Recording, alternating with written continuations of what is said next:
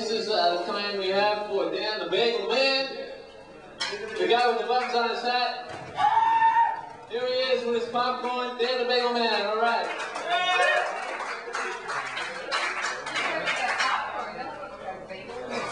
That's a prop. Life is a prop. We're just here taking a try to get out.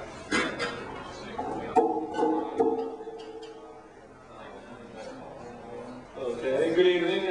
First of all, get some popcorn here and pass around, like in movies, this is one big movie, they say. Everything in life is one big movie. So then I'm going to talk about socks. One thing we all have is smelly socks. I'm sure you go up to friends and say, hi, you're in the car with you on long trips, take your feet off. They used to be your friends. I don't know if they're still your friends. So when I talk about dirty socks, what they mean to you, I think, something to think about socks, dirty socks, wherever you are in life, everybody that wears them. We all wear socks. How long do we wear them for? A week, 2 weeks, 3 days, a day?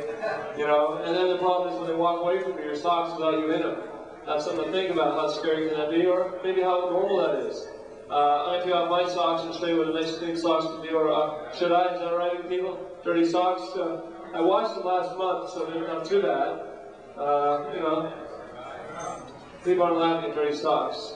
Something we all have to think about, You can relate that to other things if you want. I also have a bagel here, but that's another question coming up later. The reason I brought dirty socks, I'm going to talk about something. If you're going to talk and ramble, and why not better thing to talk about life than dirty socks, dirty laundry, dirty life, dirty thoughts. Well, that's another subject totally. The reason I thought dirty socks was the car with a friend of mine over the weekend, and we had this nice, beautiful smell. Then we lit the incense, and it sort of went away. But the dirty socks were always there.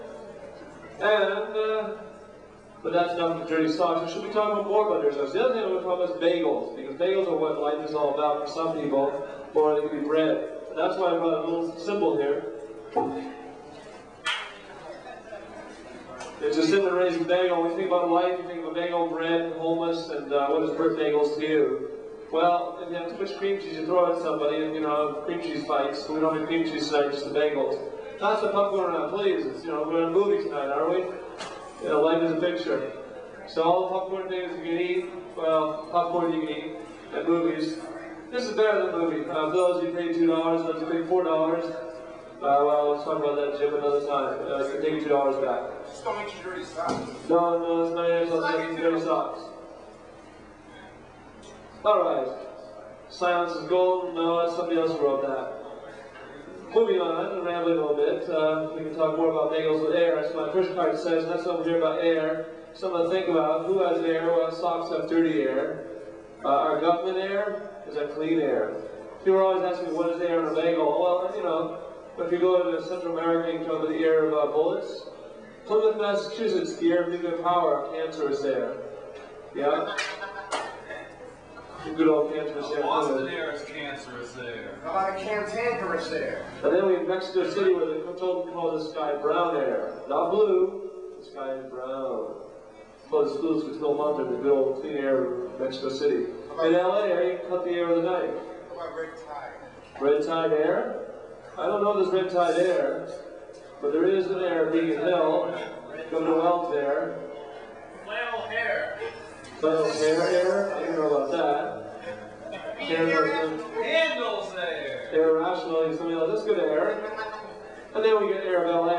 They say it's a nice, beautiful city, cut it with a knife. Chewing gum bagels.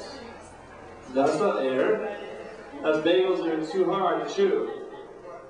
Chewing the cud, chewing the bagel. Well, okay. As we chew the fat here. Now to change the subject, for all those who go to Rainbow Gathering, I was up there. It's really fun, relaxing. A lot of work if you want to work. And Sunshine is a cool place to hang out there. I think we got the Naked City Coffee House up there. Hopefully Mark is organizing has one right now. Air of music? Yeah, there's a lot of air in music. This has good air, but then we get bad air. And air of theater. But the air of politics. The air of Central America. Another thing to mention, though, by the way, this Wednesday, a week from this Wednesday, the next day after is Thursday, July 4th, for those who are not going up the rainbow, there'll be a protest against what air can do in the Middle East on the Boston Esplanade. But that's going to be 12 o'clock. What else can we say about upcoming events? Go on, rambling, change the subject a little political, government. We can talk about another subject. Is there government? Air of government? Something to think about. Do we have a government we want to air about? Who wants to air their thoughts about the government? Well, we talk about dirty socks in government. Yes, the government's full of dirty socks. The question is, can we clean those socks? Mean punches. No, the government throws no clean socks at us. They throw dirty socks at us. Can you imagine feeding the homeless with dirty socks? Sometimes I'm sure we eat food that tastes like dirty socks. What restaurants in Boston remind you of dirty socks? Or what streets or what government official? As well remind you of dirty socks? George Bush. George Bush with dirty socks. He put one around his head, we'd be safer, wouldn't we? A dirty sock will push his head. Think about that. Smell it. Smell George Bush? No. Barbara Bush has to, doesn't she? She says, oh, does she? Does Barbara Bush have to smell George Bush's dirty socks? Or maybe, what's the dog's name? Actually, that's George Bush's friend there. Don't put down his dog, I feel sorry for the dog. But the dog is not wearing dirty socks. Upcoming events, Food Not Bombs. This Friday in the Boston Commons. Tell your friends. Everybody's welcome. What else is coming up? There will be a protest coming up in August. And that protest is coming up soon. And that's going to be at the Kingdom Court Maine by ACTA. I'm about to end it with some more dirty sock thoughts. I recommend you please keep your shoes on tonight.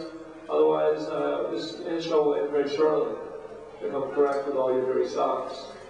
That's about it. Anything else going to listen? Egg or some chickens and stuff coming up next? They want us to talk about chickens and eggs and dirty socks and bagels.